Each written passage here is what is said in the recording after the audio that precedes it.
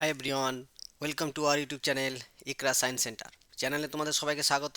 আমি ফিরে এসেছি তোমাদের যে মডেল কোশ্চেন করছিলাম মাধ্যমিকের বায়োলজির 1 নম্বর মডেল কোশ্চেন পেপার। সেই মডেল কোশ্চেন পেপারের আজকে হচ্ছে তোমার বায়োলজির সেকেন্ড ক্লাস, ঠিক আছে? এবং সেকেন্ড ক্লাসে আমরা আলোচনা করব যত কোশ্চেন আছে, যতটা একটা ভিডিওর মধ্যে কভার করে দেখি আর একটা ভিডিওতেই কমপ্লিট হয়ে যাবে। তো তোমরা দেখতে পাচ্ছ, হ্যাঁ, তো এখানে দেখো, এখানে আমি ডিটেলস দিয়েছি যে কি কি পড়াবো। হ্যাঁ, হোয়াটসঅ্যাপে তোমরা কোয়ারি বা কন্ট্যাক্ট করতে পারো, ফেসবুক গ্রুপ আছে একটা। আর হচ্ছে কি লাইফ সায়েন্স এবং model question answer, answer 1 question তোমাদের ডেসক্রিপশন বক্সে থাকবে, ওখান থেকে তোমরা দেখে নিও। তো ফার্স্ট দেখো, বিভাগ গ।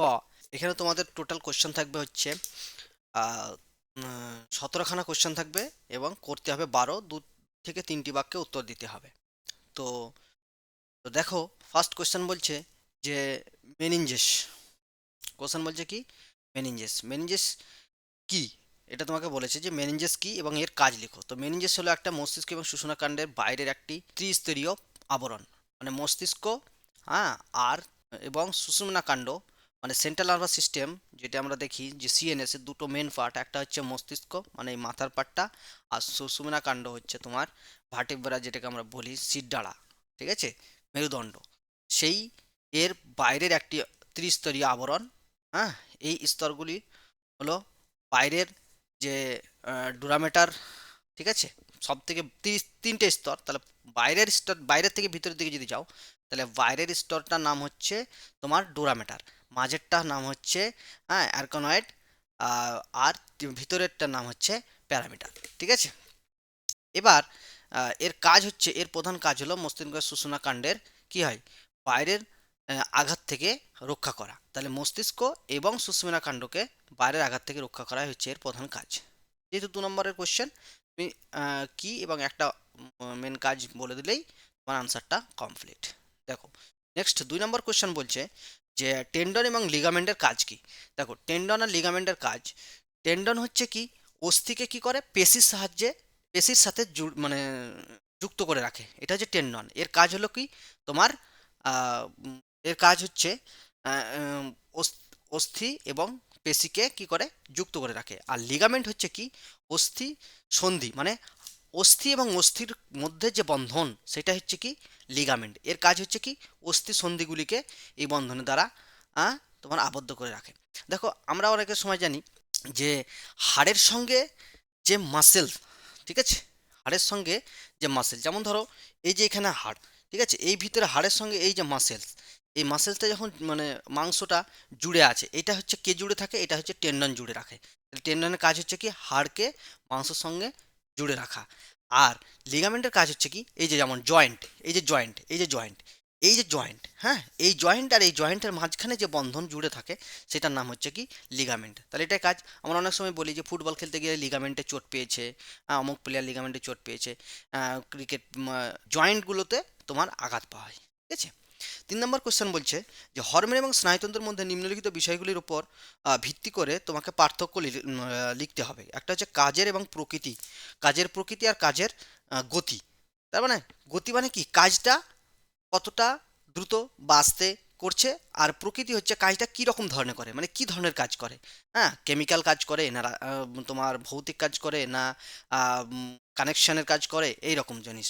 তো হরমোন এবং স্নায়ুতন্ত্র, হরমোন হচ্ছে হরমোন জীবদের রাসায়নিক এবং সমবায়বকারী হিসাবে কাজ করে, অর্থাৎ রাসায়নিক কেমিক্যাল মানে মেসেঞ্জার হিসাবে কাজ হয়। আর স্নায়ুতন্ত্রের প্রাণীদেহে ভৌত সমন্বয়কারী হিসেবে কাজ করে। তাহলে মূল পার্থক্য হচ্ছে হরমোন আর স্নায়ুতন্ত্রের মধ্যে কি, যে দুটোই তোমার বার্তাবাহক হিসেবে কাজ করে জীবদেহে। একটা হচ্ছে তোমার কি তোমার রাসায়নিক সমন্বয়কারী হিসেবে কাজ করে, যেখানে উদ্ভিদ প্রাণীর সমস্ত ক্ষেত্রেই ঘটতে পারে। কিন্তু স্নায়ুতন্ত্র হচ্ছে প্রাণীদেহের, স্নায়ুতন্ত্র কি প্রাণীদেহের, এখানে কোনো মানে কেমিক্যালি কোনো চেঞ্জ হবে না, জাস্ট ভৌতিক। দুটো হচ্ছে তোমার হরমোনের কাজ। হ্যাঁ, হরমোনের কাজ মন্থর কিন্তু সুদূর প্রসারী, অর্থাৎ হরমোন অনেক সময় তোমার মন্থর মানে ধীরে ধীরে কাজ করে, আর সুদূর প্রসারী মানে অনেকক্ষণ ধরে হয়, ঠিক আছে, ঠিক আছে। কাজের লেন্থটা অনেক বেশি। আর স্নায়ুতন্ত্রের কাজ হলো দ্রুত কিন্তু তাৎক্ষণিক, মানে এই যে আমি এক্ষুনি চিমটি কাটলাম, এক্ষুনি আমার রেসপন্সে ব্যথা হচ্ছে, মানে এমনটা যদি হতো যে আমি এখন চিমটি কাটছি, তার 1 ঘন্টা পরে আমাকে রেসপন্স দিতে, তাহলে তো খবর ছিল, তাই না? কেউ আমাকে ধরো মারছে, মেরেই যাচ্ছে, আমি কোনো রেসপন্স বা তার এগেনস্টে আমি কোনো প্রতিবাদই করছি না, তাহলে একদম পুরো জড়বস্তুর মতো, মানে একটা কনসেপ্ট, মানে তোমাকে মারছে, তোমার কোনো ব্যাপারই নাই, মারুক, এরকম একটা ব্যাপার। তাহলে কিন্তু সেরকম হয় না। স্নায়ুতন্ত্রের কাজ যে দূর হোক। আগুনে ধরো হাতে ছ্যাঁকা লেগেছে, হ্যাঁ, আগুনের হাতে ছ্যাঁকা লাগছে, তুমি তোমার কোনো ব্যাপারই নাই, আগুনে ছ্যাঁকা লেগেই আছে। যদি দ্রুত না হতো, যদি ধীরে হতো, তাহলে কি হতো, আগুন পুড়ে, মানে আগুনে তোমার আঙুল পুড়ে তো যা আবার তাই হয়ে যেত, কিন্তু তোমার কোনো রেসপন্সই থাকতো না, কিন্তু না, সেটা হয় না। ঠিক আছে, সেটা খুব দ্রুত করতে হয়, আগুনের ছ্যাঁকা লাগার সঙ্গে সঙ্গে তোমার রেসপন্সটা চলে আসে। এবার এটা কখন হয়? যখন তুমি রেসপন্স পাও না, যখন ওই জায়গার নার্ভ বা রিসেপ্টরগুলো নষ্ট হয়ে যায়, রিসেপ্টর নার্ভ যখন নষ্ট হয়ে যায়, তখন তোমার স্টিমুলেশন পায় না। যেটা সব থেকে বেশি হয় হচ্ছে সেন্ট্রাল নার্ভাস সিস্টেমে, আমরা যেটাকে কুষ্ঠরোগ বলি। এইখানে কি হয়ে যাবে, কোনো রেসপন্স আস্তে আস্তে পাবে না। যাই হোক, হরমোন এবং হরমোনের উৎসস্থল বা উৎসস্থল উৎসস্থলে এবং উৎসস্থল থেকে দূরে কাজ করে, মানে যেখানে হরমোন ক্ষরিত হয়, আমরা জানি বিভিন্ন রকমের গ্ল্যান্ড আছে, অন্তঃক্ষরা গ্ল্যান্ড আছে, বহিঃক্ষরা গ্ল্যান্ড আছে, গ্রন্থি আছে, সেখানে বিভিন্ন জায়গায় মিশ্র গ্রন্থি আছে, সেখান থেকে কি হয়, হরমোন ক্ষরিত হয়, সেই হরমোন সেখানেও কাজ করতে পারে এবং দূরে কেউ কাজ করতে পারে। ঠিক আছে, যেমন হরমোন যেখানে ক্ষরিত হয় সেখানে যদি কাজ করার উদাহরণ যদি তুমি দেখো, তাহলে অ্যাড্রেনালিন দেখতে পাবে, হ্যাঁ, থাইরয়েড। আবার উৎসস্থল থেকে দূরে কাজ করে, যেমন ইনসুলিন অগ্নাশয় গ্রন্থে ক্ষরিত হয়, কিন্তু পুরো সেখান থেকে এসে ব্লাডে মিশিয়ে ব্লাড সার্কুলেশনে পুরো শরীরে কাজ করে, স্থান ছাড়ে না, অর্থাৎ স্নায়ুতন্ত্র নির্দিষ্ট সব জায়গাতে ইলেকট্রিক ওয়্যারের মতো বিছিয়ে থাকে। ইলেকট্রিক ওয়্যার মানে কি, তুমি যদি ওখানে সুইচ দাও, তাহলে সেখান থেকে যতটা তারে তারে, মানে তোমার বল বা ফ্যান, বাল্ব বা ফ্যান যখন কানেক্টেড থাকবে, সেই জায়গাতে যেমন মানে সুইচ টেপলে তবেই সেই জায়গায় কারেন্ট গিয়ে বল বা ফ্যান ঘুরবে বা জ্বলবে, ঠিক সেই রকম স্নায়ুতন্ত্র কিন্তু ওই রকমই। যেখান থেকে রিসেপ্টর যাবে, সেই রেসপন্সের আলাদা নার্ভ বা মোটর নার্ভ যেটাকে বলা হয়, সেখান থেকে তোমার রেসপন্স আসবে। তাহলে এর গঠনগত কার্যগত পরিবর্তন হয় না, স্থির থাকে। ঠিক আছে, তাহলে এই গেল হরমোন এবং তোমার স্নায়ুতন্ত্রের দুটি কাজের গতি এবং কাজের প্রকৃতি হিসাবে কাজ। দুটো দিলেও যথেষ্ট ছিল, আমি 3টে দিয়ে দিয়েছি, তোমরাও এরকম চেষ্টা করবে 1-2টো করে দেওয়ার জন্য। নেক্সট হচ্ছে ট্যাকটিক এবং ন্যাস্টিক চলনের মধ্যে দুটি পার্থক্য। এখানে যখন দুটি লিখে দিয়েছে তখন দুটিই দিবে, উল্লেখ করে দিয়েছে। ট্যাকটিক চলন কি? ট্যাকটিক চলন হচ্ছে উদ্ভিদের সামগ্রিক স্থান পরিবর্তন, অর্থাৎ একটি সামগ্রিক চলন, অর্থাৎ শৈবালের, হ্যাঁ, আলোর দিকে চলন। কেমন? যে ট্যাকটিক চলন হচ্ছে যে উদ্ভিদের সামগ্রিক স্থান পরিবর্তন। সামগ্রিক স্থান পরিবর্তন মানে কি, পুরো উদ্ভিদটাই একটা জায়গা থেকে আরেকটা জায়গায় চলে যাবে। আর ন্যাস্টিক চলনের ক্ষেত্রে কি হচ্ছে, যে উদ্ভিদের স্থান পরিবর্তন হয় না, এখানে স্থান পরিবর্তন হয় না, কিন্তু অর্থাৎ, হ্যাঁ, এটি এক প্রকারের বক্রচলন বলা যেতে পারে। যেমন তুমি ধরো লজ্জাপতি গাছকে যদি দাও, তাহলে কি হচ্ছে, মুজে যাচ্ছে, মুদে দেয়, হ্যাঁ, ও নিজেকে চুপটি হয়ে যায়।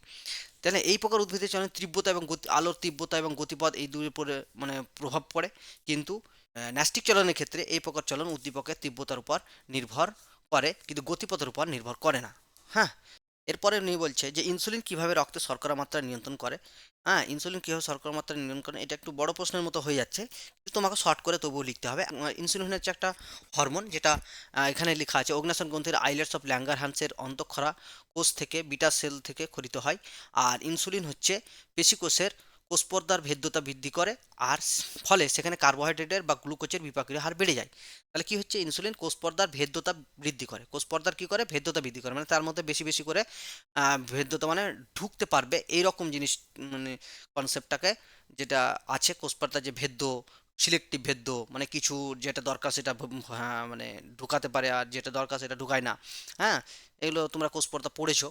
তো সেই কোষপর্দার ভেদ্যতাকে বৃদ্ধি করে দেয়, ফলে কার্বোহাইড্রেট কি হয়, বিপাকীয় হার বেড়ে যায়, মানে বেশি বেশি করে গ্লুকোজ অণু কোষপর্দার ভিতরে ঢুকে গেলে, বেশ ঘুরলে মাইটোকন্ড্রিয়ার জায়গাতে গিয়ে সেখানে কি হবে, কার্বোহাইড্রেট তোমার বিপাক বেড়ে যাবে, ডাইজেস্ট শুরু হয়ে যাবে।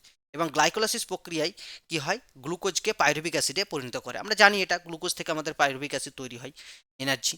এবার যকৃত পেশিকোষে এই গ্লাইকোজেনেসিস, অর্থাৎ আমরা জানি যে গ্লুকোজ আমাদের বডিতে ক্ষরিত হয় যেমন যকৃতে, আর কিছু মাসেলস, মাসেলস মানে হচ্ছে যেখানে মেদ সেল থাকে, যেখানে অ্যাডিপোজ টিস্যু যেটাকে বলা হয় মেদকোষ, মেদকলা, সেই জায়গাতে কিন্তু গ্লুকোজ জমা থাকে।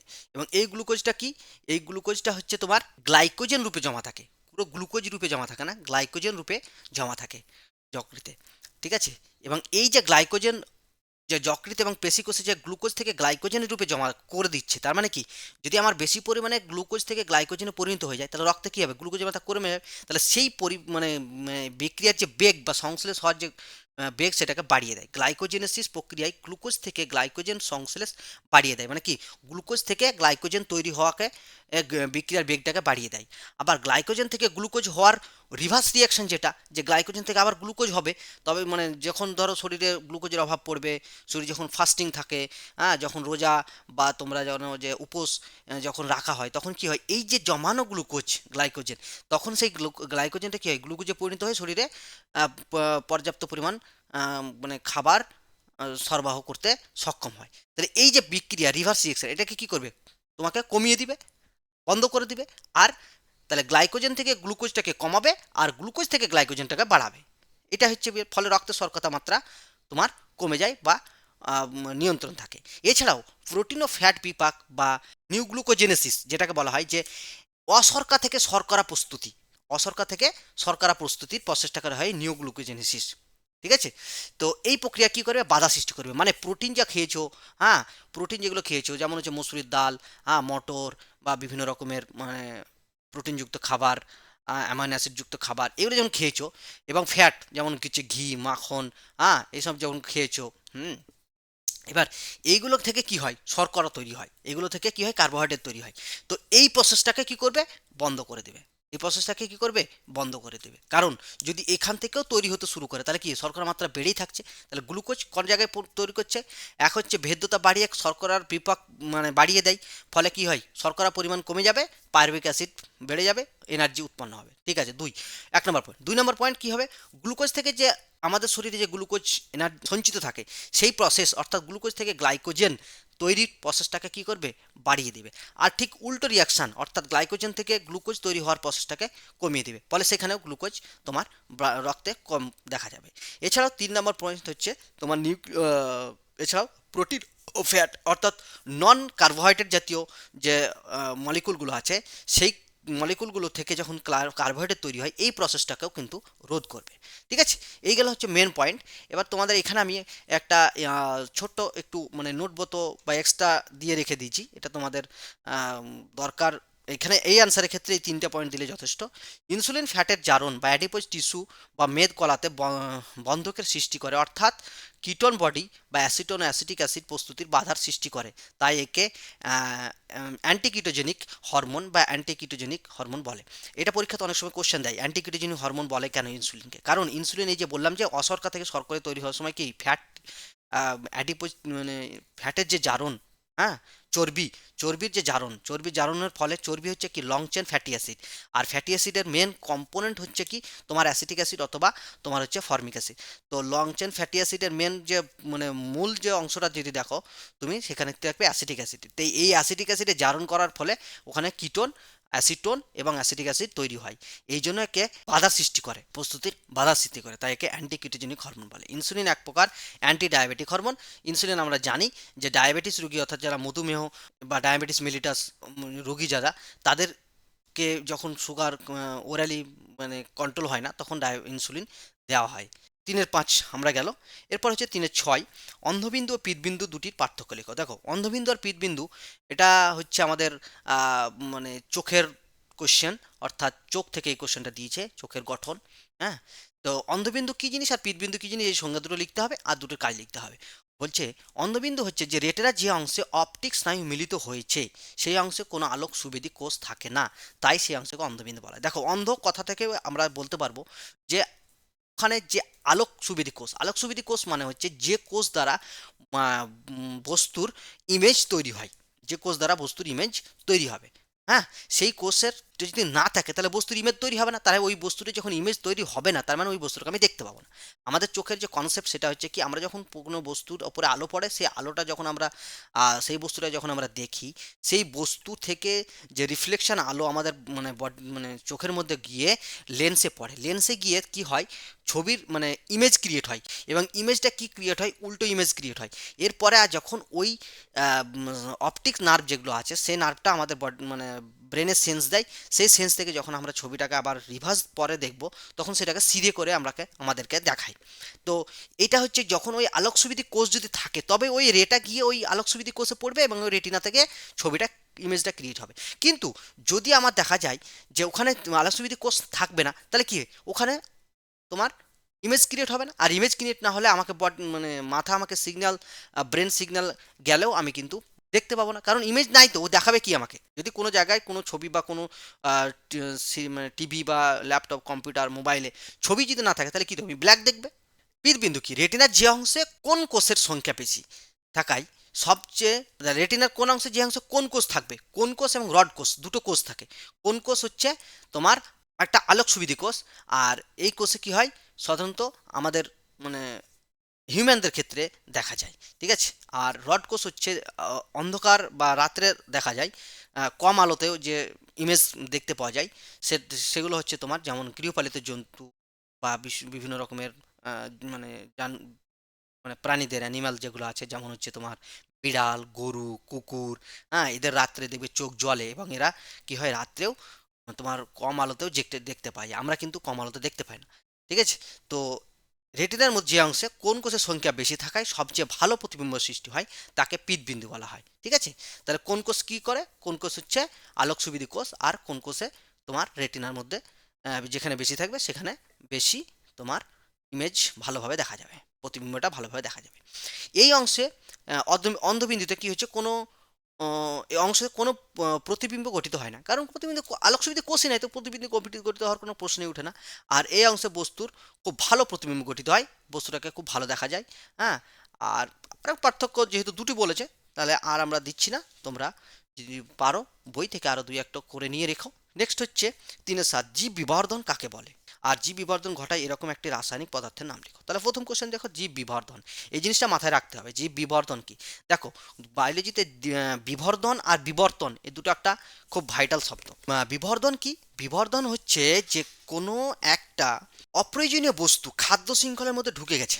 অপ্রয়োজনীয় বস্তু মানে কোনো প্রাণীকুল বা উদ্ভিদকুল বা তোমার মানুষ, জীব, গরু, ছাগল এদের কারোর দরকার লাগে না, কোনো কিছুতে এদের দরকার হয় না। তো যখন এটা ঢুকে গেছে ওই খাদ্য শৃঙ্খলের মধ্যে, যে মানে কিভাবে ঢুকেছে সেটা বলছি, ঢুকে গেছে দিয়ে ওর মাত্রা কিন্তু কোনো সময় ডেস্ট্রয় হয়ে যাচ্ছে না, মানে নির্মূল হয়ে যাচ্ছে না, আস্তে আস্তে আস্তে আস্তে কনসেন্ট্রেশনটা বেড়েই যাচ্ছে, গাঢ়ত্বটা বেড়েই যাচ্ছে। ফলে ওর যে একটা বেড়ে যাওয়ার যে এই মানে গাঢ়ত্বের মাত্রার যে হারে বৃদ্ধি পায়, এই যে বৃদ্ধিটা পাচ্ছে এই প্রসেসটাকে নাম বলা হয় জীব বিবর্ধন। যে প্রসেসে বৃদ্ধি পাচ্ছে এইটাকেই বলা হয় জীব বিবর্ধন। যেমন বিগত কয়েক দশক ধরে ফসলের দমনের জন্য তোমার মশা ও মৎস্যনের দমনের জন্য ডিডিটি দেওয়া হয়। ডিডিটি কি, ডিডিটি হচ্ছে ডাইক্লোরো ডাইফিনাইল টাইক্লোরিথেন। এটা শর্ট কোশ্চেনের জন্য তোমরা লিখে রাখবে, কারণ এই এর ফুল ফর্ম শর্ট কোশ্চেনে বহুতবার আসে এবং খুব ইম্পর্ট্যান্ট একটা মানে অ্যাব্রিভিয়েশন যেটা বলতে পারো, ঠিক আছে, শর্ট কোশ্চেনে যে এর ফুল ফুল ফর্মটা কি। তো এটা বানানটা ভালো করে দেখে এবং দুই একবার প্র্যাকটিস করে নিলে এটা হয়ে যাবে ডাইক্লোরো ডাইফিনাইল। হ্যাঁ, ডিতে প্রথম ডিতে ডাইক্লোরো, দ্বিতীয় ফিতে ডাইফিনাইল, আর তৃতীয় টি হচ্ছে ট্রাইক্লোরো, শেষ বেলায় হচ্ছে ইথেন, ঠিক আছে। এটা মনে রাখবে। ব্যবহার করার ফলে কি হয়েছে, এটি কি হয় দেখো, যখন কোনো স্প্রে বা কোনো কেমিক্যাল সার বা মানে কীটনাশক তুমি যখন ব্যবহার করবে, স্প্রে করবে, তখন কি হবে, ফার্স্ট হচ্ছে কি ওটা মাটিতে মিশবে, জলে মিশবে, আর কি হবে বাতাসে মিশবে। এবং বাতাসে যেটা মিশবে সেটা কি করবে, চারিদিকে ছড়িয়ে পড়বে। ওই জলটা বয়ে গিয়ে কোথায় যাবে, নদীতে যেতে পারে, পুকুরে যেতে পারে, বা কোনো জলাশয়ে যেতে পারে, ঠিক আছে। আর মাটিতে, ওই মাটির যে জমিতে তুমি চাষ করছো সেই জমির মাটিতে মিশে যাবে। তো এই তিনটে মানে পরিবেশের তিনটে জায়গাতে গিয়ে এরা পৌঁছে যায়, এবং পৌঁছে গেলে দেখলে দেখা যাবে যে মানে পরিবর্তন হয় না, মানে এরা কি যেমন তুমি অ্যাজ ইট ইজ ব্যবহার করো, ও মশা মেরে দিল, সব কিছু করে দিল, কিন্তু ওদের যে মূল কম্পোনেন্ট সেই জিনিসটা কি হয়ে যায় তোমার পরিবেশে ততটা পরিমাণেই পাওয়া যায়।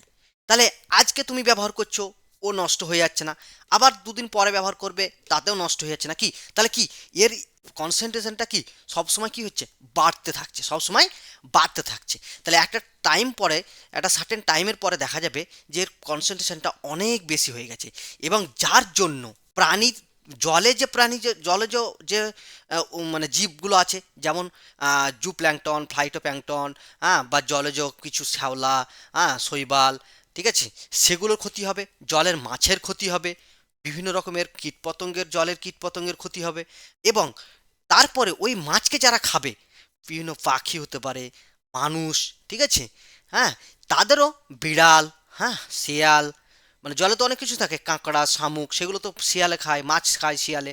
তো এই যে তোমার তাদের ক্ষতি হবে। এরপরে ওই মানে বেশি কনসেন্ট্রেশন আস্তে আস্তে থেকে, দেখো আমি একটা চার্ট দিয়ে দিয়েছি তোমাদেরকে, একটা মানে লাইন দিয়ে দিয়েছি। জলের দ্রবীভূত ডিডিসি হচ্ছে 0.01 ppm, তারপরে ফাইটোপ্ল্যাঙ্কটনে হচ্ছে ডিডিসি 0.02 এবার যারা ফাইটোপ্ল্যাঙ্কটন খায় তাদের মধ্যে এত পরিমাণ যাবে, এবং আস্তে আস্তে আস্তে আস্তে কি বাড়তে থাকবে। জু প্ল্যাঙ্কটনের ক্ষেত্রে একই, ফাইটোপ্ল্যাঙ্কটন যারা খায় তাদের হচ্ছে জু প্ল্যাঙ্কটন, ঠিক আছে। এরপরে কি হবে, মাছের দেহে ডিডিসি খায়, কারণ জু প্ল্যাঙ্কটন বেশিরভাগ মাছ খায়, তাদের দেহে ডিডিসি পরিমাণ এতটা পাওয়া যাচ্ছে। এরপরে সেখান থেকে মৎস্যভুক্ত প্রাণীর দেহে, অর্থাৎ মানুষ থেকে শুরু করে আদার্স যে প্রাণীর নাম বললাম সেগুলো পাওয়া যায়।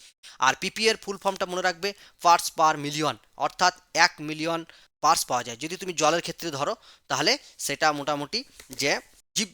এবার হচ্ছে জীবদের বিবর্তন ঘটায় এরকম একটি রাসায়নিক পদার্থের নাম হলো ওই ডিডিসি, ডাইফিনাইল ট্রাইক্লোরোইথেন, যেটা আমরা বলে দিলাম। নেক্সট হচ্ছে 3-8 বংশগতি সংক্রান্ত মেন্ডেলের দ্বিতীয় সূত্র। বংশগতি সংক্রান্ত মেন্ডেলিভের দ্বিতীয় সূত্র, খুবই একটা ভালো ইম্পর্টেন্ট সূত্র, মেন্ডেলিভের প্রথম, দ্বিতীয়, তৃতীয় সূত্রগুলো একটু পড়ে নিও। হ্যাঁ, আমি মোটামুটি তোমাদেরকে সূত্র বলে দিয়েছি। এই সূত্রটাকে বলা হয় law of independent assortment, law of independent assortment, অর্থাৎ স্বাধীন সঞ্চারণ সূত্র। মেন্ডেলিভের দ্বিতীয় সূত্রটা কি বলা হয়, স্বাধীন সঞ্চারণ সূত্র।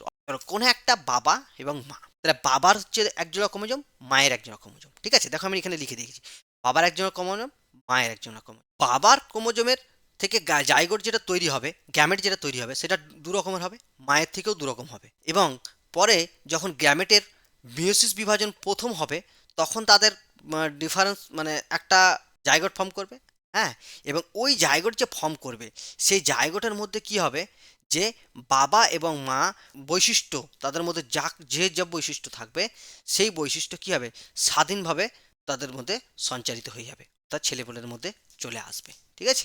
এইটা হচ্ছে মেন কনসেপ্ট। তোমাদের যেমন বলে দিচ্ছি যে কোনো জীবের দুই বা ততোধিক যুগ্ম এবং যুগ্ম বিপরীতধর্মী, মানে একসঙ্গে দুটো, এই যেমন ওয়াই আর, হ্যাঁ, ক্যাপিটাল ওয়াই ক্যাপিটাল আর, এটা যদি ধরি, তাহলে ক্যাপিটাল ওয়াই ক্যাপিটাল আর, এটা হচ্ছে যুগ্ম এবং বিপরীতধর্মী, দুটো আলাদা আলাদা, ঠিক আছে।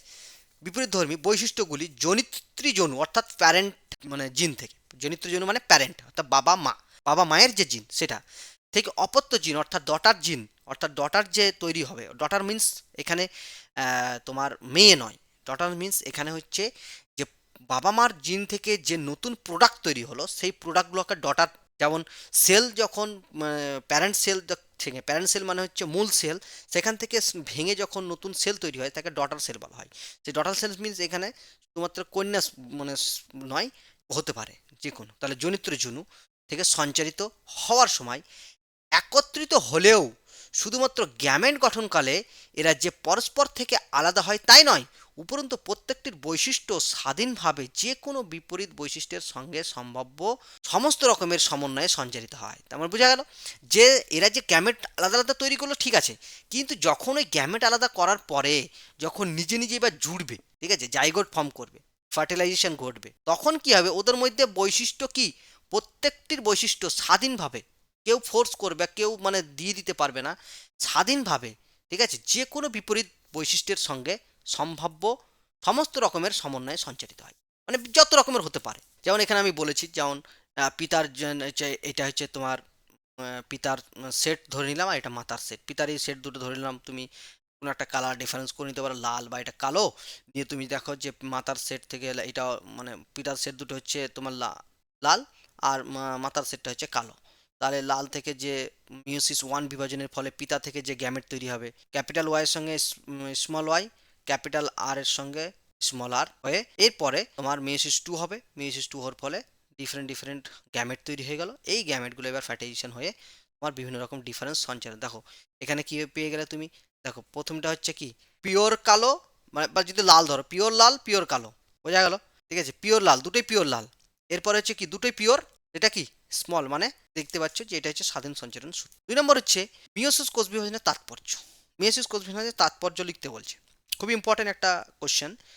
এটা মানে তাৎপর্যটা খুব ইম্পর্টেন্ট। বড় ক্লাসেও তোমরা যখন ইলেভেন টুয়েলভে যখন পড়বে বায়োলজি, তখন এই চ্যাপ্টারগুলো আরও মানে ডিটেলসে আছে।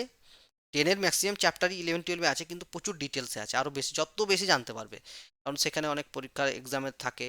হ্যাঁ, যেমন নিট থাকে, তারপরে জেনপাস থাকে, হ্যাঁ, তারপরে তোমার হচ্ছে প্যারামেডিক্যাল এক্সাম থাকে সায়েন্সের ক্ষেত্রে, এবং ফার্মাসি পরীক্ষা আছে, এসব পরীক্ষা আছে। তাহলে মিয়োসিসের তাৎপর্য কি? মিয়োসিসের ফলে ক্রোমোজোম সংখ্যার হ্রাস ঘটলেও প্রজাতির ক্রোমোজোম সংখ্যা বংশ পরম্পরায় ধ্রুবক থাকে। ঠিক আছে, মিয়োসিস বিভাজনের সময় দুটি নন সিস্টার ক্রোমাটিডের মধ্যে খণ্ড বিনিময় হওয়ার ফলে জিনের পুনর্বিন্যাস ঘটে, এবং মিয়োসিস বিভাজনের ফলে ক্রসিং ওভার হওয়ার ফলে জিনের যে বিনিময় হয় তার দ্বারা বা তার দ্বারা কি হয়, প্রজাতির জিনগত ভেদ বা তোমার হচ্ছে প্রজাতিনিক প্রকরণ ঘটে। ঠিক আছে, তার মানে এখানে ভেদ বা প্রকরণের কনসেপ্টটা চলে আসছে, কারণ ওখানে ক্রসিং ওভার হয় বলে। তোমরা এগুলো যখন মিয়োসিস বিভাজন পড়েছো সেখানে জেনেছো। আবার আমি এখন ডিটেলস মিয়োসিন বিভাজন যাচ্ছি না, কারণ মিয়োসিন বিভাজন ডিটেলস যদি যেতে চাই তাহলে কোশ্চেন আনসারে আলোচনা করা হবে না। তো জনন মাতৃকোষের মিয়োসিসের বিভাজনের জন্য গ্যামেট উৎপন্ন হয়। ঠিক আছে, জনন মাতৃকোষে মিয়োসিস বিভাজনের ফলে জন্য গ্যামেট উৎপন্ন, আমরা এক্ষুনি দেখলাম এই যে গ্যামেট উৎপন্ন হচ্ছে মিয়োসিস ওয়ান এবং মিয়োসিস টু বিভাজনের মাধ্যমে। ঠিক আছে, যৌন জননকারী জীবদেহের শ্রেণীবদ্ধতা, জিনগত প্রকরণ এবং বিবর্তনের জন্য মিয়োসিস অপরিহার্য ভূমিকা পালন করে। তাহলে এটা খুবই ইম্পর্টেন্ট একটা লাইন, যে যৌন জননকারী জীবদেহ যাদের আছে, মানুষ, গরু, ছাগল, ভেড়া, এদের কি হয় শ্রেণীবদ্ধতা, ঠিক আছে, জিনগত প্রকরণ, হ্যাঁ, এবং বিবর্তনের জন্য মিয়োসিস অপরিহার্য ভূমিকা করে। এই যে হ্যাঁ, বিভিন্ন রকমের কালার, বিভিন্ন রকম ভেরিয়েশন, হ্যাঁ, তারপরে ধরো তুমি ইয়ে দেখতে পাচ্ছ বিভিন্ন রকম ভেরিয়েশন। হ্যাঁ, তারপর তুমি ধরো ওই যে এই যে ব্রয়লার মুরগি, চিকেন যেটা আমরা বলি ব্রয়লার মুরগি সাদা রঙের, তারপরে তোমার রাজহাঁস, হ্যাঁ, বা বড় বড় হাইব্রিডাইজ মানে দেশি শসা বলতে পারো, আবার অনেক ধরনের দেখবে বড় বড় শসা পাওয়া যায়। হ্যাঁ, লাউ অনেক বড় বড় মোটা মোটা, কুমড়ো অনেক মোটা মোটা, হ্যাঁ, তারপরে আপেল এই মোটা মোটা, কমলা এরকম মোটা মোটা। এইগুলো কি, এইগুলো সবই হচ্ছে জিনের প্রকরণ। জিন মডিফাইডের একটা মাত্র প্রোডাক্ট ইন্ডিয়াতে চলে, সেটা হচ্ছে আমাদের কার্পাস বা তুলো। আমরা যে তুলো ব্যবহার করি গদি বা সোফা বা বালিশ বা তোমার হচ্ছে এইসবে ব্যবহার করার ক্ষেত্রে, এই একটা প্রোডাক্ট হচ্ছে তোমার জিন মডিফাইডেড জিনের হিসাবে ব্যবহার করা হয়। বাকি কিন্তু মডিফাইড জিন নয়, জাস্ট শুধু জিনের মিক্সিং। একটা হায়ার জিন থেকে হায়ার বৈশিষ্ট্য বা ক্যারেক্টার সম্পন্ন একটা জিনের সঙ্গে লোয়ার বৈশিষ্ট্য বা ক্যারেক্টার একটা ফাদার এবং মাদারের ক্রসিং করে তোমার এই জিনিসগুলো তৈরি হয়। যেমন হচ্ছে বেশি দুধ দেওয়া গাই, দেশি গায়ের সঙ্গে জার্সি গাই বা বিভিন্ন রকম বিদেশি গাই যেগুলো আছে হাইব্রিডাইড করা হয়, সেখান থেকে তোমার এই যে বিভিন্ন রকমের তোমার সোশিও ইকোনমিক, হ্যাঁ, বা ইভলিউশন আমরা দেখতে পাই। এটার একমাত্র ইয়ে হচ্ছে কিন্তু তোমার এই মিয়োসিস বিভাজনের মাধ্যমেই কিন্তু ঘটে থাকে। ঠিক আছে, নেক্সট দেখো যে কি বলছে 3.10 বলছে বাতাসের উপর বাতাসে ওড়ার জন্য পায়রার বায়ুথলির যে ভূমিকা পালন করে তা লিখো। দেখো ছবির সাহায্যে তোমরা দেখিয়ে দিতে পারো, আমি ছবিটা এখানে আঁকিনি, তবে সংক্ষেপে আমি যদি বলে দিই যে বাতাসে ওড়ার জন্য পায়রার যে বায়ুথলিতে যে ভূমিকা বহন করে তা হলো কি, বাতাসে ওড়ার দরকার। দেখো প্রথমে ফার্স্ট আমাদেরকে জিনিস জানতে হবে যে বাতাসে ওড়ার জন্য কি দরকার। ফার্স্ট হচ্ছে বাতাসে ওড়ার জন্য বডিকে কি হতে হবে, হালকা হতে হবে, প্রথম করতে হবে। আর দ্বিতীয় হচ্ছে যখনই ওপরে যাবে তখন অক্সিজেন লেভেল কি হয়, কমতে থাকবে। তো যত উপরে উঠবে তত অক্সিজেন লেভেল কমতে থাকে, তাহলে আমার বডির মধ্যে কি রাখতে হবে, অক্সিজেন অক্সিজেন যাতে সাফিসিয়েন্ট পরিমাণ থাকে সেই ব্যবস্থাও রাখতে হবে, এই দুটো জিনিস। আর বাকি ওড়ার জন্য পাখনা, অন্য রকমের ব্যবস্থা, ফ্যান পাখা টাকা, যেমন এরোপ্লেন ফিরোপ্লেনের যখন হিস্ট্রিগুলো তোমরা দেখবে, যখন প্রথম বানাচ্ছিল তখন দেখবে। তো এই দুটো জিনিস তোমরা প্রথমে মনে রাখবে, যে বডিকে হালকা হতে হবে। বডি যদি ভালো হয়, সুমো কুস্তিকার কে যদি তুলে দেওয়া হয় তাহলে খবর আছে। ঠিক আছে, যে বডি যেন হালকা আছে, পাতলা পিটপিটে, হ্যাঁ, ফড়িংয়ের মতো লোক কিন্তু অনেক বেশি ওপরে বা উঠতে পারবে। এবং যেসব পাখিগুলো দেখবে উপরে উড়ে, তাদের কিন্তু সাইজ ওই রাজহাঁস কখনো বিরাট ওপরে উঠতে পারে না। হ্যাঁ, হয়তো একটু থেকে এখান থেকে এইটুকু উড়ে চলে যেতে পারে। মানে উট পাখি ওপরে একদম বিরাট আকাশে উঠতে পারে না, উপরে উঠতে পারে বাজ পাখি, ঠিক আছে, চিল, ঠিক আছে, ঈগল, পায়রা, ঠিক আছে, এরা হচ্ছে পুরো আকাশে উড়ে যায়, তাদেরকে দেখে একবারে ছোট মতো মনে হবে, এত আকাশে উঠতে পারে। এবং এরা এমন মানে ভাবে উড়ে যে তুমি চিন্তা করতে পারবে না, ঠিক আছে। এবং এই যে বাতাসে ওড়ার জন্য তাদের কি দরকার, একটা হচ্ছে হালকা এবং প্রয়োজনীয় অক্সিজেন, দেহ হালকা আর প্রয়োজনীয় অক্সিজেন। পায়রার ক্ষেত্রে আমরা দেখি যে পায়রার বায়ুস্থলীর সাথে নটি কি প্রকোষ্ঠ বা বায়ুথলি যুক্ত আছে। পায়রা যে ফুসফুস আছে, সেই ফুসফুসের সাথে আরও নটা কম্পার্টমেন্ট আছে, ঠিক আছে, ফাঁকা কম্পার্টমেন্ট, যেগুলোতে কি শুধু বায়ুথলিই থাকে, যেগুলোকে কি বলা হয়, এয়ার স্যাক বলা হয়। মানে ওখানে কি বলে, ও বাতাস ভরে নিয়ে নেয়, পুরার সময় বাতাস ওখানে ভরে পূর্ণ হয়ে যায়। তাহলে বাতাস বয়ে পূর্ণ হয়ে গেলে কি হয়, নটে প্রকোষ্ঠ, তাহলে ফুসফুস থেকে কি হবে, যখন ও ওপরে উঠে যাবে অক্সিজেন লেভেল কমে যাচ্ছে, বায়ুমণ্ডলে অক্সিজেন কমে যাচ্ছে, তখন কি হবে, ও আস্তে আস্তে কি করবে, ওই ফুসফুসগুলো ওখানে ওকে সাপোর্ট দিবে।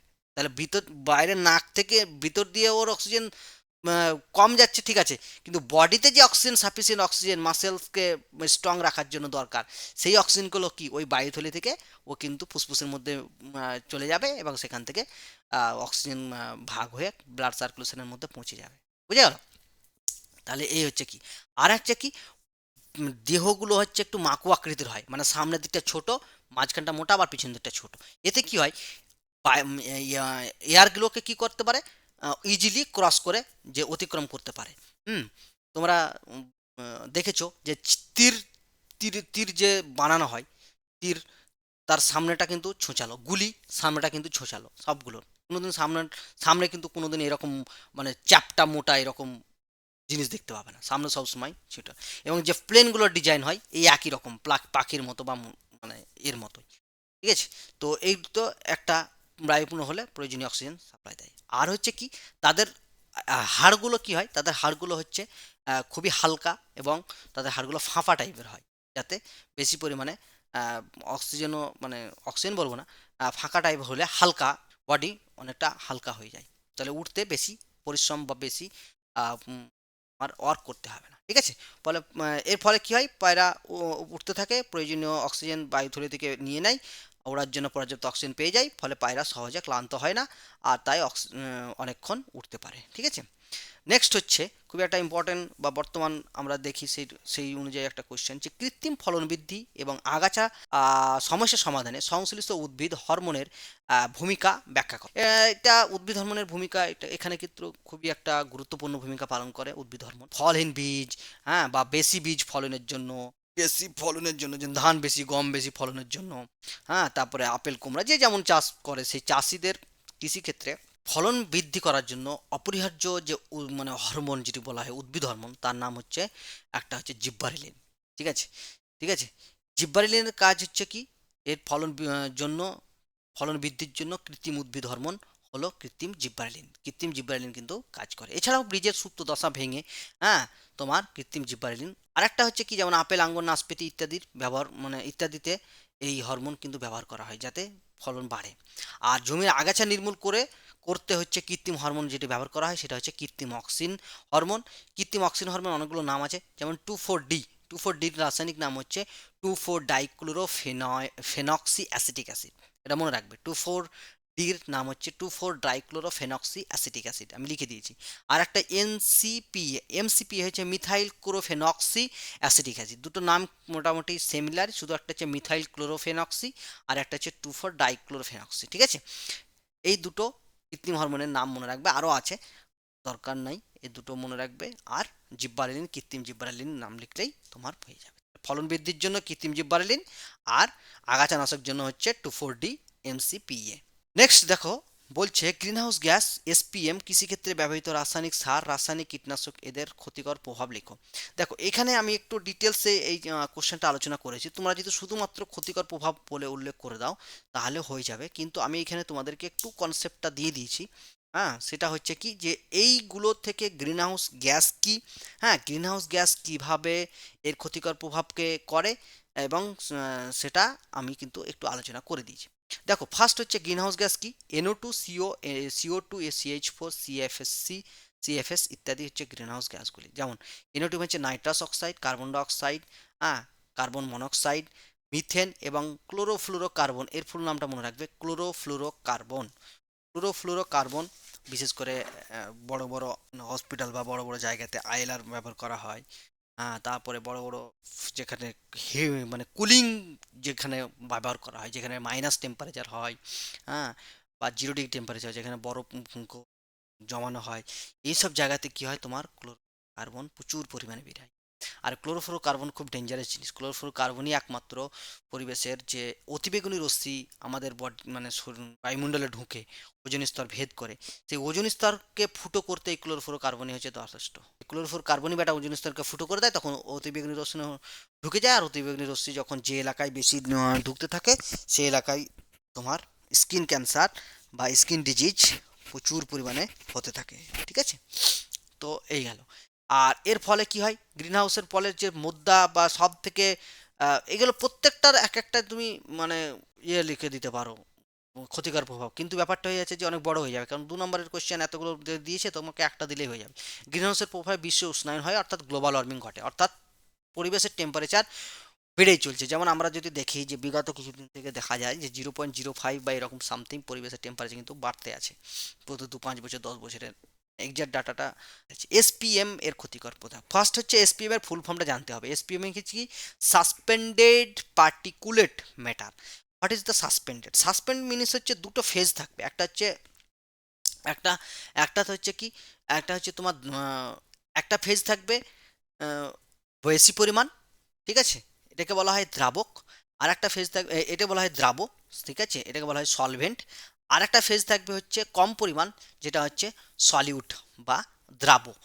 ওই সাসপেন্ডেড মানে হচ্ছে যে সলিউট বা দ্রাব যে ফেজটা, সেই ফেজটা কি হবে, তোমার বেশি পরিমাণের ফেজে মিক্সড হয়ে থাকবে, এই জিনিসটা হচ্ছে সাসপেন্ডেড। ঠিক আছে, এই জিনিসটা সাসপেন্ডেড।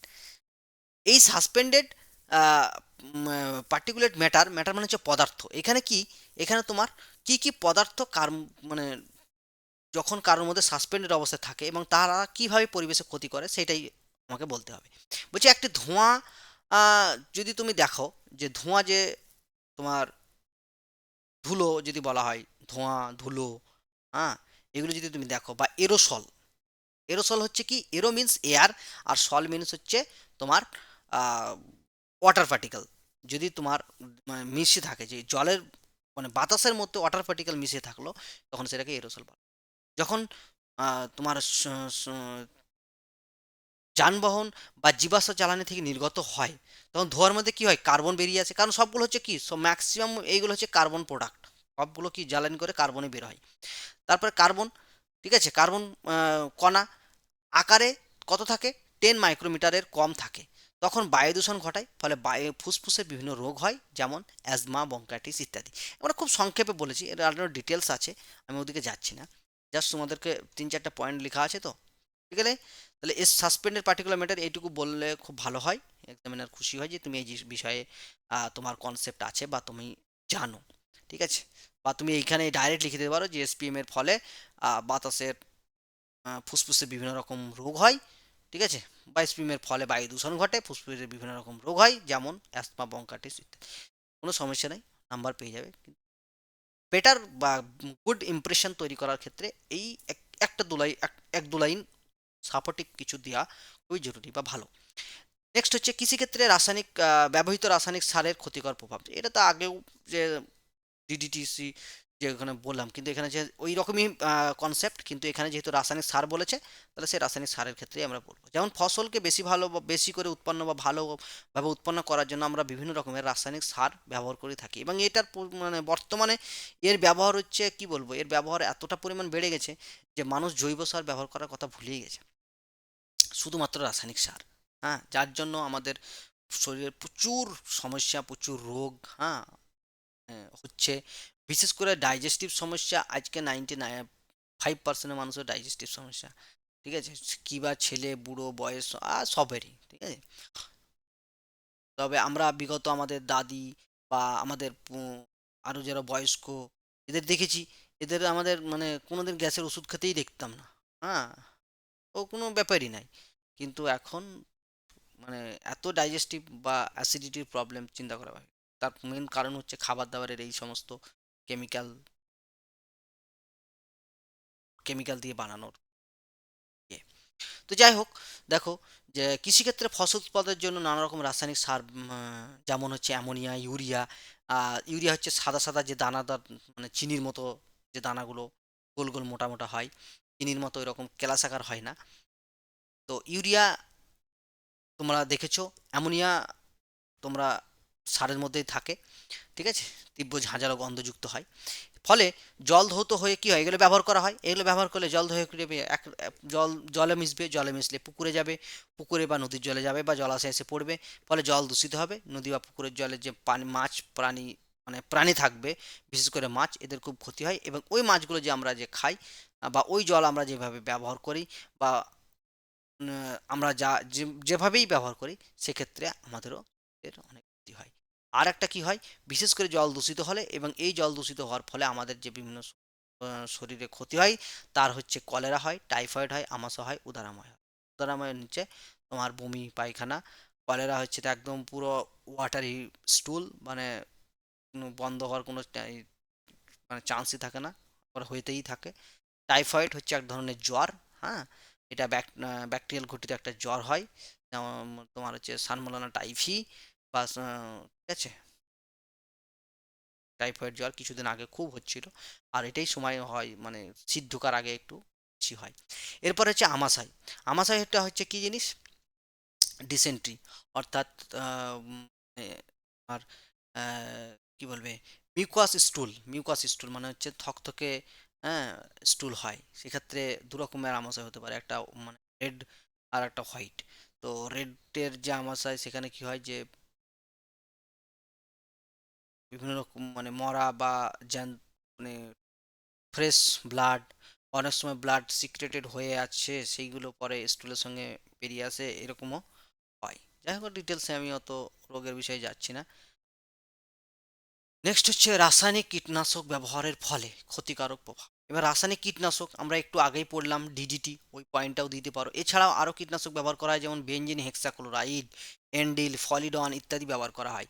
ফলে জল ধরিত ওই একই জিনিস নদী, পুকুর, মাটি এসবে মিশিত হয়, ফলে আমাদের জলজ প্রাণীদেরও ক্ষতি হয়, তার সাথে সাথে মাছের এবং আমাদের পরিবেশের। আমরাও সেই জল খেয়ে আমাদের বিভিন্ন রকমের রোগ হয়, যেমন কলেরা, টাইফয়েড, আমাশয়, উদারাময় ইত্যাদি হতে থাকে। এছাড়া এরপরে অনেক মেজর মেজর অসুখ হয়, সেগুলো আমি এখানে আলোচনা করছি না। নেক্সট হচ্ছে তোমার 3-13, 3-13 অঙ্কটা বলছে যে চোরা শিকারের ফলে ভারতের প্রাণীবৈচিত্র্যের বিপন্নতা ঘটে, এর কারণ কি? চোরা বৈচিত্র্যের ফলে ভারতের প্রাণীবৈচিত্র্যের বিপরীত ঘটে, এর কারণ দেখো। মানে চোরা, ভারতের যে চোরা, চোরা শিকার, চোরা শিকার করার কিছু কারণ দেখ মানে আছে। মানে তারা কেন চোরা শিকার করছে, ফার্স্ট হতে তাদের মধ্যে একটা হচ্ছে কি, অর্থের লোভ, ঠিক আছে। তারপরে সেই সব জিনিসগুলো মানে বিক্রি করে তাদের প্রচুর কম সময়ে অনেক বেশি টাকা পাওয়া যায়, এই একটা লোভ, কম সময়ে বড়লোক হব। হ্যাঁ, কিছু থাকে যে একটু আনন্দ উপভোগ, আরাম আয়েশ, হ্যাঁ, যারা একটু বিলাসিতা, বড় বড় বড় লোক পয়সাওয়ালা, তাদের ক্ষেত্রে এই জিনিসটা দেখা যায় যে তারা আনন্দের জন্য করে। কিন্তু এই যে মানে মানে একবার নিরীহ জীব, যেগুলো আমাদের শরীরে এত সৌন্দর্য সৃষ্টি করে, বিভিন্ন মানে বাস্তুতন্ত্রের বিভিন্ন আহ, শ্রেণীর আহ, উপাদান হিসাবে ব্যবহৃত হয়, সেই সব জিনিসগুলো করে পরিবেশের যে ব্যালেন্স, এটা নষ্ট হয়ে যাচ্ছে, সেগুলো কথা চিন্তা করছে না। তো এইগুলো কারণ, যেমন হচ্ছে অর্থলব্ধী মানুষের জন্য বিভিন্ন পশু পাখিদের হত্যা করে থাকে, এবং কারণ বিভিন্ন পশুর হাড়, চামড়া, দাঁত, লোম, শিং বিক্রি করে থাকে। ফলে এই সব পশুরা কি হয়, বিলুপ্ত হয়ে যাচ্ছে। যেমন হচ্ছে হাতির দাঁত, তোমরা জানো যে হাতির দাঁতের খুবই দাম, হাতির হাড়, হ্যাঁ, হাতির সমস্ত কিছু, মানে অস্থির যেগুলো, চামড়া থেকে শুরু করে। তারপরে হচ্ছে তোমার গরু, গরু তো গৃহপালিত হয়ে যাচ্ছে। তারপর তোমার হচ্ছে বন্য গরু যেগুলো হয়, সেগুলোর চামড়া, হ্যাঁ, হরিণের চামড়া, হরিণের মাংস, হরিণের তোমার মৃগনাভি, হরিণের শিং, হ্যাঁ, তারপরে তোমার লোম, হ্যাঁ, যেমন চামড়ি গাই, বা বিভিন্ন ভেড়া, মানে তোমার জঙ্গলের সব যাদের লোম জাতীয় যে এগুলো থাকে। তাহলে এই সব জিনিসগুলো ব্যবহার করে, এগুলো কি হয়, এগুলো প্রাণী বৈচিত্র্যে কি হয় তোমার প্রিজার্ভ করে রাখা থাকে, এবং চোরাগুলো সেই বিভিন্ন রকমের আইন ইয়ে করে আর করে তোমার মানুষের চোখে ধুলো দিয়ে এইসবগুলো মেরে তাদের স্বার্থসিদ্ধি করার চেষ্টা করে। তো এইগুলো খুবই খারাপ জিনিস। হ্যাঁ, তো কিছু মানুষের আনন্দের জন্য যেটা বললাম যে পাখি শিকার করে থাকে, হ্যাঁ, সেগুলোর ক্ষেত্রে এবার ওইগুলো যদি আস্তে আস্তে আস্তে আস্তে কমে যায়, তাহলে নতুন প্রজাতি বা নতুন পাখি আর দেখতে পাওয়া যাবে না। তারপর হচ্ছে কি প্রাণীরা বিলুপ্তির পথে এসে দাঁড়িয়েছে। কি হয়েছে, বেআইনিভাবে বহু বহু বহু পশু প্রাণী ও প্রাণী নিধনের ফলে এই সকল প্রাণীরা ওই সকল প্রাণীরা বিলুপ্তির পথে এসে দাঁড়িয়েছে, অনেক অবশ্যই দাঁড়িয়েছে। যেমন আগে থাকতো এক ধরনের বিরাট বড় বড় ধরনের বক পাওয়া যেত, তারপরে তোমার বিরাট বড় বড় শকুন পাওয়া যেত, গরু বললে বা কোথাও মরলে, সেসবগুলো কিন্তু আর দেখতে পাওয়া যাচ্ছে না। নেক্সট হচ্ছে 3-14। 3-14 হচ্ছে প্রকৃতির বৃক্ষ কাকে বলা হয়। প্রকৃতির বৃক্ষ কাকে বলা হয়? বৃক্ষ, what what is the meaning of বৃক্ষ? বৃক্ষ মিন্স কিডনি। তাহলে নেচার কিডনি কাকে বলা হয়? নেচার কিডনি হচ্ছে জলাভূমিকে নেচার কিডনি বলা হয়। জলাভূমিকে নেচার কিডনি বলা হয়। এটা হচ্ছে প্রকৃতির ফুসফুস হচ্ছে তোমার ফরেস্ট বা অ্যামাজনকে বলা হয় বিশ্বের ফুসফুস বা তোমার ফরেস্টকে বলা হয়। কারণ প্রচুর পরিমাণ গাছ সেখানে, ফুসফুস মানে হচ্ছে অক্সিজেনের কারবার, কার্বন ডাইঅক্সাইড নিবে অক্সিজেন দিবে, আমাদের ফুসফুসের ক্ষেত্রে সেরকম যে ফুসফুস কী করলে কার্বন ডাইঅক্সাইড সবকে নিল, কিন্তু কার্বন ডাইঅক্সাইড অক্সিজেন আমাদের বডিকে দেয় আর আমার বডি থেকে কার্বন ডাইঅক্সাইড নিয়ে বাইরে বার করে। মেন কাজটা যেটা হচ্ছে ফুসফুস, সেটাই হচ্ছে জলাশয় করে থাকে। বৃক্ষর কাজ হচ্ছে কি, যে ফিল্টারেশন করা। বৃক্ষের কাজ হচ্ছে ফিল্টারেশন করা, আমাদের বডিকে পরিশুদ্ধ করে। পরিশুদ্ধ করে হচ্ছে কে? বৃক্ষ, অর্থাৎ কিডনি, আমাদের কিডনি। তো জলাভূমিকে কি বলা হয়? প্রকৃতির কিডনি বলা হয়। কারণ মেরুদণ্ডী প্রাণীদের বৃক্ষ যেমন রক্তকে পরিশ্রিত করে এবং দেহকে ক্ষতিকর বস্তুকে পরিশ্রিত করে ক্ষতিকর বস্তুকে দেহ থেকে প্রস্রাবের আকারে বাইরে বার করে দেয়। ফলে আমাদের দেহ সুস্থ এবং স্বাভাবিক থাকে। এটা হচ্ছে কোন প্রক্রিয়া করে? এটা হচ্ছে রেচন প্রক্রিয়ার করে। ঠিক তেমনই পরিবেশের মানে পরিবেশের মধ্যে যত রকমের হুম খারাপ বস্তু, যেমন বড় মনে করে রাখতে পারো যে লং চেন হাইড্রোকার্বন, আর যেগুলো সহজে ভাঙে না, সেগুলো বিভিন্ন আহ, দীর্ঘ দীর্ঘ শৃঙ্খল জাতীয় ও ভেঙে সরল যোগে পরিণত করতে পারে না মানুষ, সেগুলো জলাশয়ে মিশে সেগুলো সরল হয়। হ্যাঁ, বিভিন্ন ভারী ধাতু শোষণ করে নেয়, তাহলে জলের অক্সিজেনের মাত্রা বাড়িয়ে জীবনকে ধ্বংস করে। হ্যাঁ, তারপর হচ্ছে জলজ প্রাণী উদ্ভিদ বা উদ্ভিদদের জীবন বাঁচাতে সাহায্য করে। ফলে পরিবেশকে একদম পুরো সমস্ত রকমের ক্ষতিকর জিনিস থেকে কি করে? পরিশ্রিত করে, অর্থাৎ ফিল্টার করে। ঠিক আছে, তাই জলাভূমিকে প্রকৃতির বা পৃথিবীর বৃক্ষ বলা হয়। ক্লিয়ার? নেক্সট হচ্ছে 3-15। স্টক ও সিয়ান বলতে কি বুঝো? স্টক ও সিয়ান তোমরা অবশ্যই জানো, মোটামুটি পড়েছো, যে স্টক হচ্ছে এটা একটা কলম, আর্টিফিশিয়াল যে আমরা কলম করে থাকি। হ্যাঁ, যে সেই আর্টিফিশিয়াল কলমের দুটো টার্ম ব্যবহার করা হয়, সেটা হচ্ছে সেখান এটা হচ্ছে তোমরা কমেন্টে জানাও, আমি লিখেও দিয়েছি, আর কমেন্টে জানাবে কি এটা হচ্ছে কোন টাইপের কলম। হচ্ছে জোড় কলম। জোড় কলম মানে হচ্ছে জোড়া লাগানো। জোড় কলম মানে জোড়া লাগানো, তার মানে দুটো দু রকমের উদ্ভিদকে আমরা একসঙ্গে জোড়া দিই। অনেক গাছে দেখা যায় যে আমরা দেখতে পাই যে কোনো গাছে, একই গাছে, আমের গাছে তুমি দেখবে বড় একটা আমের গাছ দেখতে পাচ্ছ, সে একই ওই আমের গাছটাতে তুমি দেখতে পাবে যে একদিকে কি হচ্ছে হয়তো হিমসাগর আম আর একদিকে হচ্ছে ফজলি আম। ঠিক আছে, এটা হয়েছে কি করে? এটাকে জোড়া লাগানো হয়েছে কিরকম, যে একটা উদ্ভিদ উন্নত শ্রেণীর উদ্ভিদ, এগুলো খুব কমই হয়, তো করা যায়। যেমন হচ্ছে যে স্টক কি জিনিস? স্টক হচ্ছে জোড় কলমের যে অংশটি মূল তন্ত্র সহ থাকে, অর্থাৎ জোড়তন্ত্রে একটা উন্নত ফুল হতে পারে, উন্নত ফল হতে পারে, হ্যাঁ, উন্নত বীজ, হ্যাঁ, উন্নত ধরনের কাঠ, সুগন্ধি, বিভিন্ন রকমের উন্নত হতে পারে, সেগুলো আমরা ব্যবহার করি, সেটা হচ্ছে সিওয়ান। দুটোই হচ্ছে জোড় কলমের একটা, মানে জোড় কলমে দুটো ব্যবহৃত দুটো টার্ম, মনে রাখবে। নেক্সট হচ্ছে বায়োস্ফিয়ার রিজার্ভ কি? বায়োস্ফিয়ার রিজার্ভ কি এবং এর উপকারিতা লেখো। বায়োস্ফিয়ার রিজার্ভ মানে হচ্ছে এটা একটু ছোট্ট মতো গল্প বলে দিই।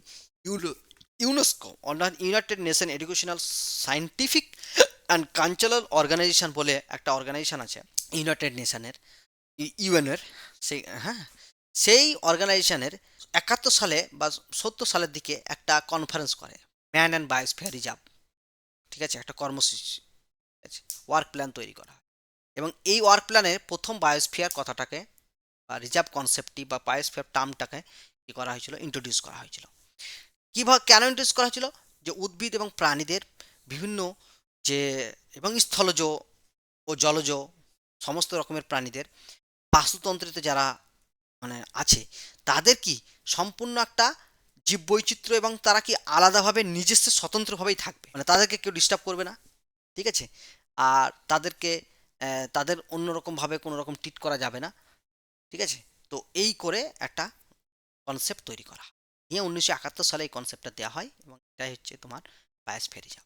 উদ্ভিদ ও প্রাণীকুলকে তার নিজস্ব পরিবেশে বা স্থলজ ও জলজ অঞ্চলে গোটা বাস্তুতন্ত্র এবং তার সম্পূর্ণ জীববৈচিত্র্য একদম মানে সংরক্ষণ করা হয়।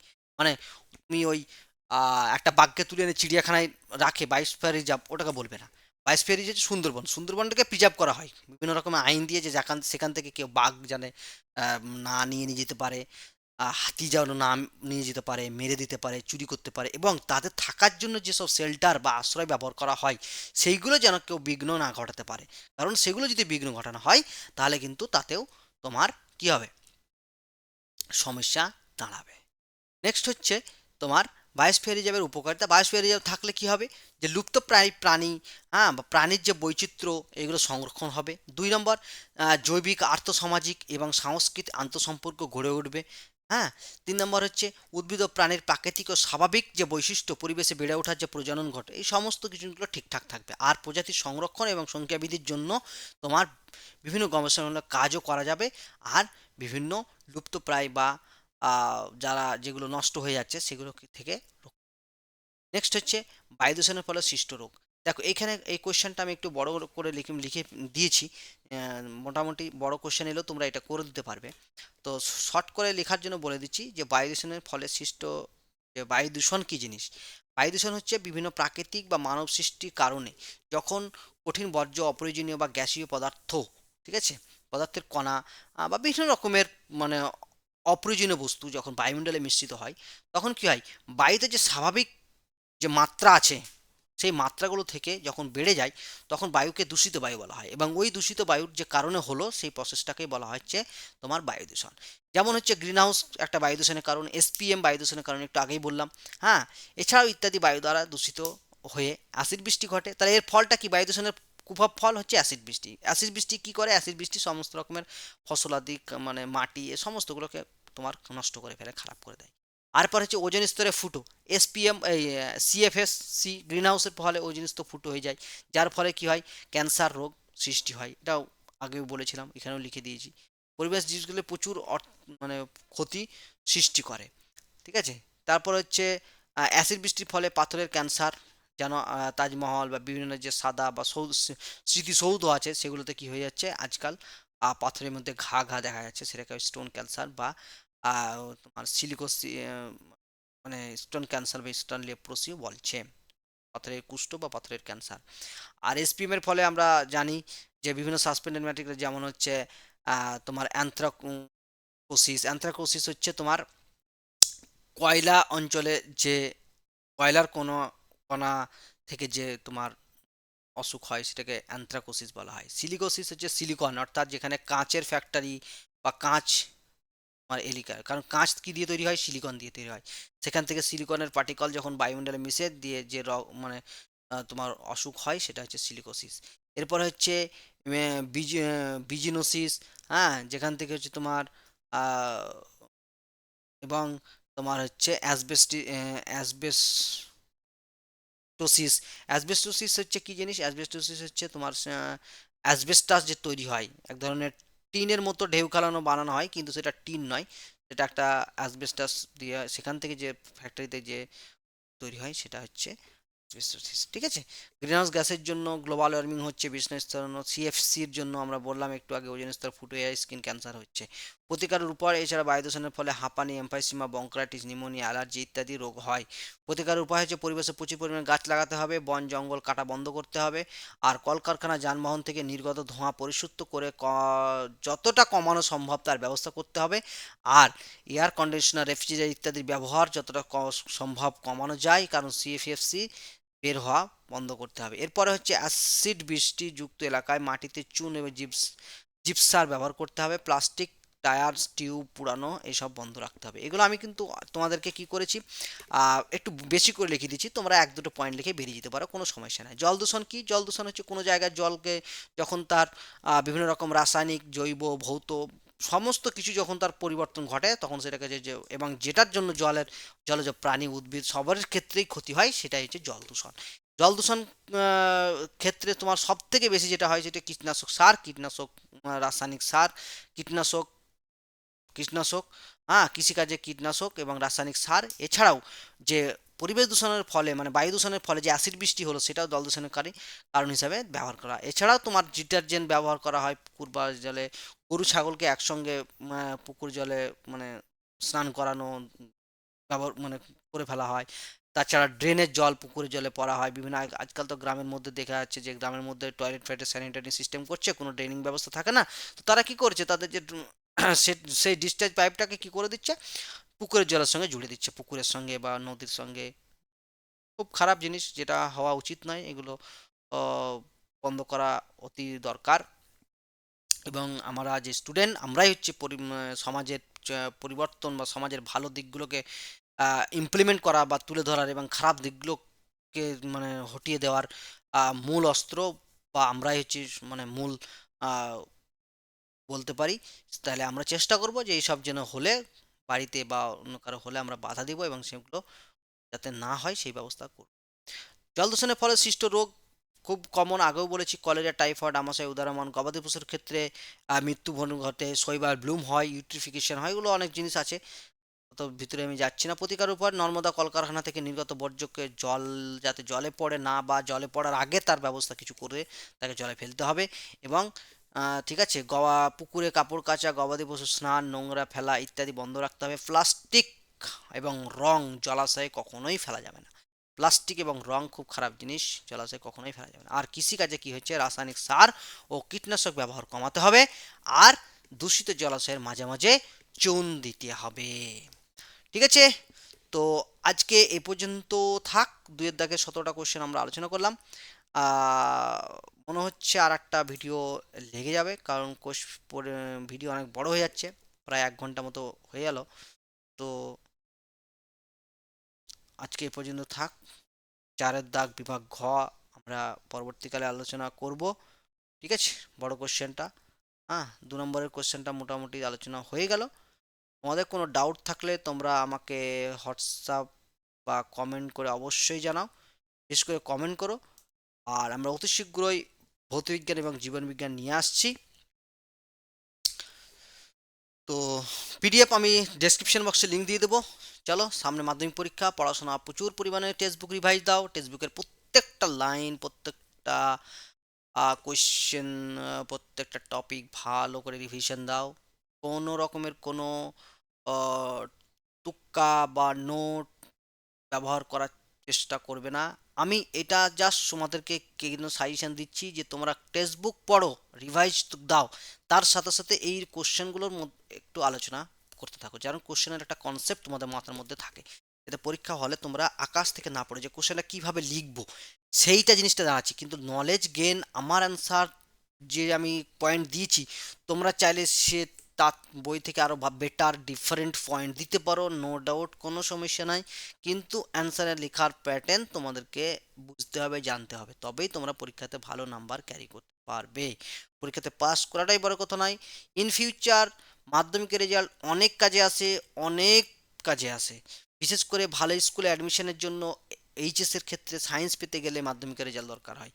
কারণ আমাদের বেলায় আমরা বা অনেকেই ভালো নাম্বার পাইনি, এবং আমরা ভালো স্কুলে অ্যাডমিশন নিতে পারিনি, কারণ হচ্ছে মাধ্যমিকের রেজাল্ট আমাদের ভালো ছিল না।